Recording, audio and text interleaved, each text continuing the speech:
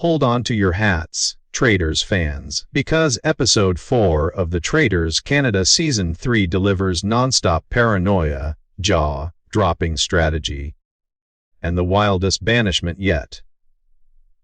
If you thought last week was explosive, you haven't seen anything yet. This episode flips alliances on their head, exposes hidden agendas, and sends one of the season's biggest players straight out the manor.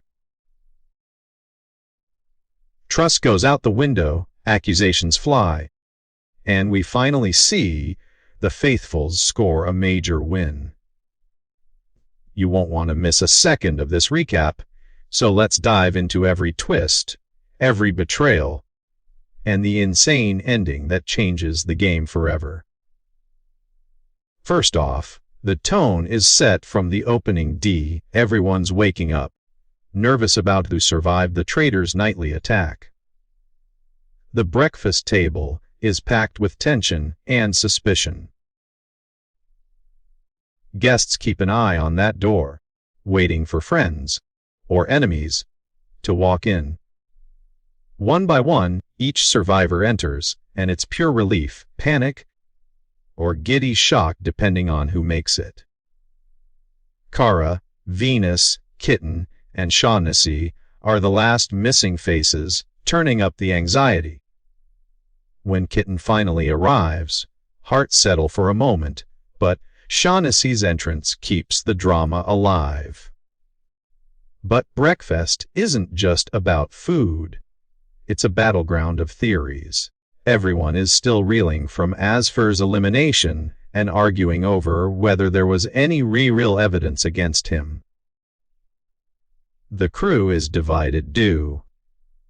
Some think the Traitors are targeting people totally at random to stay unpredictable, which throws suspicion on everyone. Others point fingers at players who dodge attention and act cagey in challenges. Coco gets spotlighted as a Big Brother Canada celebrity, instantly raising the question, could she be playing too smart and too hard? Before anyone gets comfortable, the challenge clues crop up. Thompson is asked about chess skills, while others scan the hallway paintings for hints about what's next. This time, the challenge is a massive chess game with facts and lies as weapons. The contestants are split between obvious faithfuls, wearing white scarves, and potential traitors, decked out in black. This division catches some off guard. Players thought to be pure faithfuls are placed among potential traitors and vice versa. Suspicion simmers, and players take mental notes for their next round of accusations. The chess challenge itself is a psychological minefield. Each round, teams pick an opponent to read a mysterious statement and have to judge if it's true or false about their life. It's a test of social skills, intuition, and outright bluffing. Venus kicks things off, shocking everyone when her experienced skydiver story turns out to be true.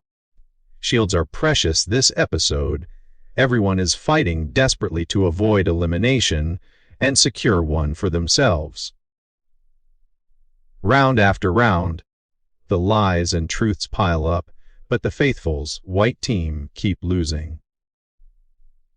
As player after player is knocked out, it becomes clear the faithfuls just can't catch a break in this challenge. Strong personalities, like Coco, Natalie, and Omar, make waves with their answers, and sometimes their secrets spill out. Shaughnessy, caught in the swirl, replaces a teammate and faces pressure in the closing moments. When the dust settles, the black team annihilates the white team and stacks 11,000 for the prize pot, plus each survivor grabs a cherished shield. For the Traitors, this is a win on every front. They've kept chaos alive, and now have a shield buffer for the next murder. But this also sets off all kinds of new suspicion. Who was chosen for each side and why? Was the faithful team stacked with actual traitors? The aftermath is pure mayhem. With paranoia running high, alliances shudder and shift. Coco, previously trusted, now faces a storm of accusations. Players debate evidence, analyze body language, and rehash earlier challenge moves. Kevin, always a tactician, starts pushing for Coco's banishment, banking on her big brother reputation and her gamer vibe. But the group is split. Some think Kevin's logic is solid. Others believe he's overreaching and simply stirring the pot for his own survival. As the sun sets, rumors and secret conversations pick up pace. Thompson's name is whispered. Kara and Venus analyze Shaughnessy's behavior at breakfast. And Sarah Nicole is accused of being far too desperate for traitor status. It's a powder keg of mistrust, with everyone scrambling to make sure they're not the next target. The chess challenge clues are revisited. Everyone hunting for hidden meanings. And it's basically open season for wild theories. The heart of the episode, and its highlight, is the jaw-dropping round-table banishment. Players take turns putting their cases forward. But instead of focusing on the shakiest faithful, the guns are out for the heavyweights. Kevin goes after Coco with no holds barred, laying out every fact he can muster, her alliances, her gameplay, her shield moves. The rest of the group listens, some agreeing, some thinking he's just blowing smoke. In the chaos, accusations bounce to Shaughnessy, Rhea, Thompson, Lisette, and more. Votes are cast, and absurdly, the tally ends up with 3 votes for Kevin, Coco, and Shaughnessy, a true deadlock. Tensions spike as the final votes roll in, but in a stunning move, Kevin secures the majority. And here's the mother of all twists. He stands up to be banished, his body racked with exhaustion, claiming he physically can't go on. But then, the big reveal: Kevin was a traitor. The manor erupts. Shrieks, cheers, shock everywhere. The faithfuls have scored their first banished traitor of the season, and a juicy 10 Wazallard goes into the pot. Everyone's world has just turned upside down. The careful strategist who orchestrated wild theory after wild theory was secretly poisoning the game from within. Yet even in victory, the faithfuls can't chill. Host Kareen announces that tonight, instead of the usual secret murder, the traitors will make their choice in a whole new way, more intimate format.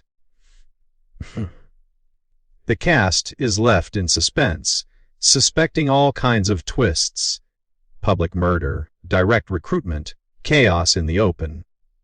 Ooh, nobody feels safe. The adrenaline is through the roof as players are ushered into a spooky, blindfolded ritual. It's pitch black and terrifying. One by one, the betrayed collect them, increasing the fear factor. Here, the traitors are asked to choose murder or recruit. We see all the surviving cast reevaluating everything: who to trust, who's really a faithful, who might flip to the dark side. Thompson gets picked as the guest to face the traitors.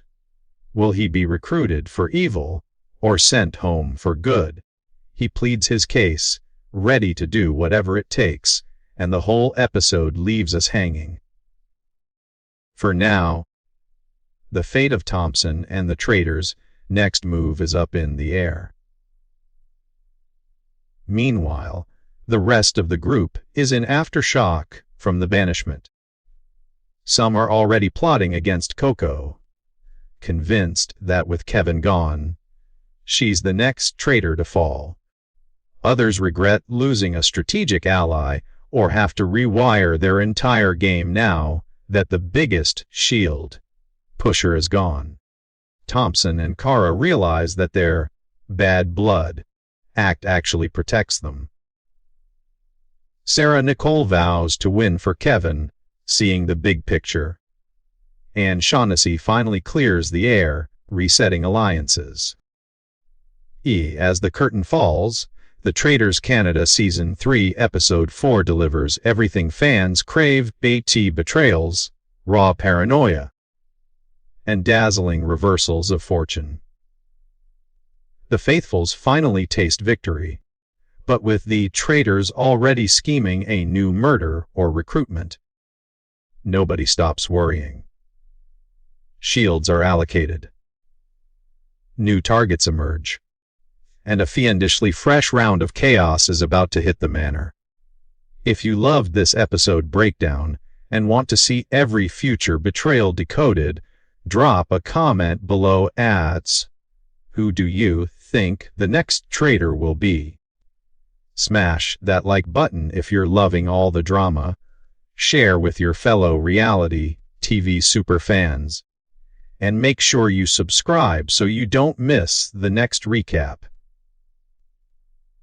Thanks for watching, and I'll see you in the next episode.